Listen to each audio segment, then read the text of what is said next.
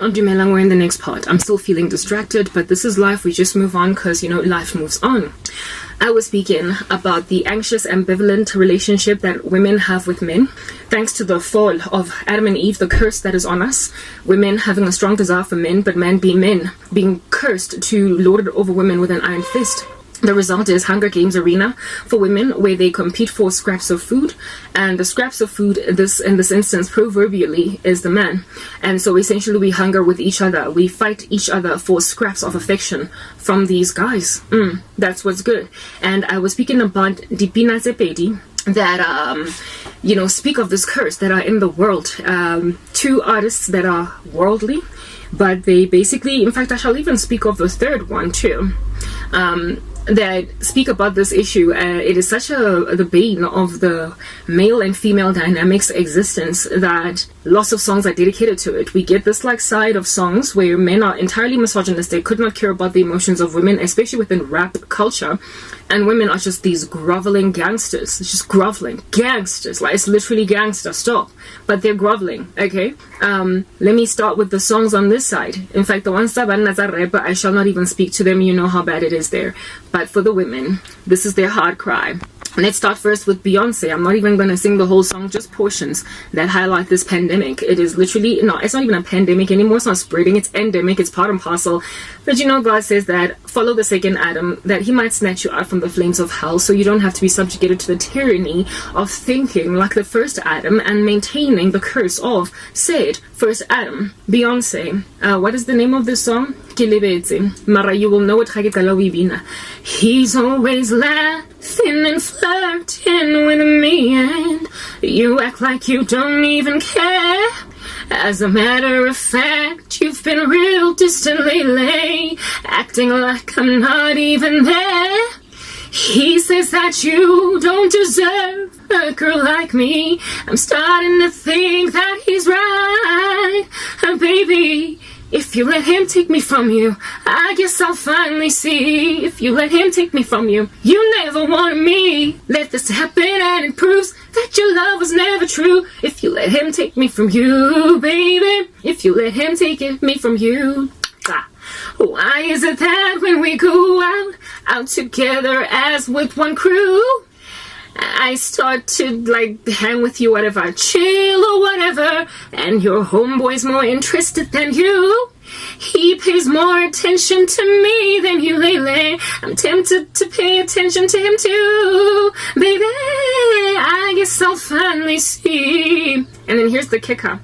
Oh boy, when I try to show some affection to you, you act like you've got better things to do. When you want some loving, that's when it's cool. Baby boy, I'm not a fool. I guess I'll finally see who you never want. Yeah, exactly. Donkey son. Hulukik.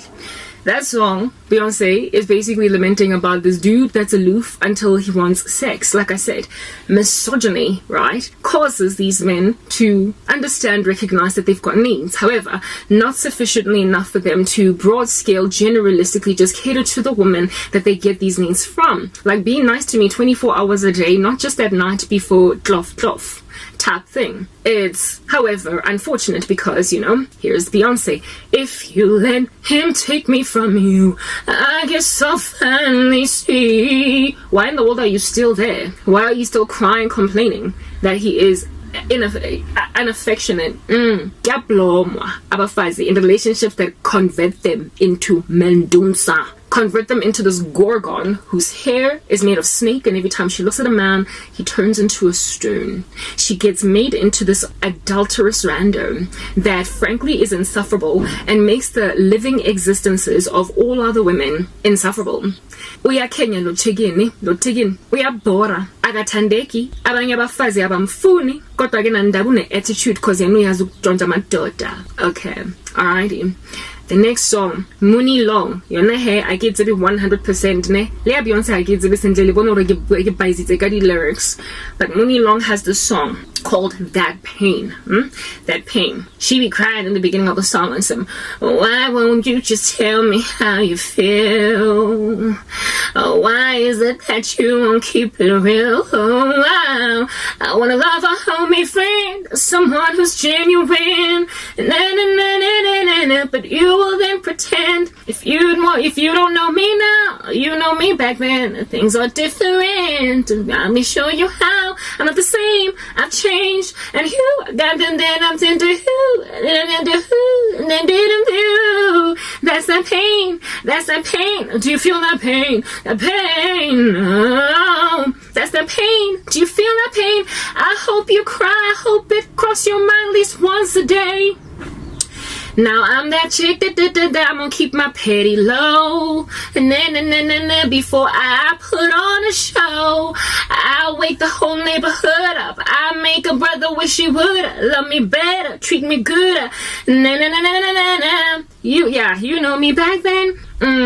And she's just basically speaking about how she's going to trash the whole neighborhood because we are Kenya. And the end result of getting out of that relationship where a dude is unemotional, unprepared to show his feelings, unresponsive essentially, like a person who has overdosed on cocaine and has essentially about to be entered into eternity. Unresponsive. All she can say once the relationship is over is to just labor, right? After like stuff that causes bitterness, hey? She's like, I'll wake this whole neighborhood up. I'll make a nigga wish he would treat me better, love me good. I'm sorry for using the N-word. Last time I said brother, but this time in Jackie Dibbits. Yeah, her initial lament king. Why won't you just tell me how you feel? Why won't you not just keep it real? As in, nyabora. Okay, cool beans, ne? So that's the Mooney Long song, That Pain, ne? The next one, Jasmine Sullivan. I do believe it's Jasmine Sullivan. I stand corrected. Leke is the end result of years of trauma from random rubbish that even when you finally do have now a dude offerstana, what in the world needs to happen? He needs to love you as Christ loves the church.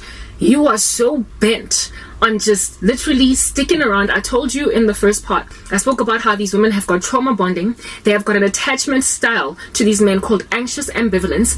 And as a result, they are suffering from somewhat of a Stockholm syndrome where they stick around in bad relationships and they give a good rap sheet to essentially their hostage taker, such that once you move into a new relationship now, and you meet a little bit of a grand excellent dude, chosen, he's set apart, he might as well be the man after God's own heart, but without the Bathsheba issue. Also, I understand what's going on, Nana. Why are you so nice? Why you gotta be so nice? And so you deal then with Jasmine Sullivan. If I could forget him, oh, I would, please believe me, but know that I can't. Throw the towel in, This is where it comes in. He treats me, you treat me so much better than him. And something.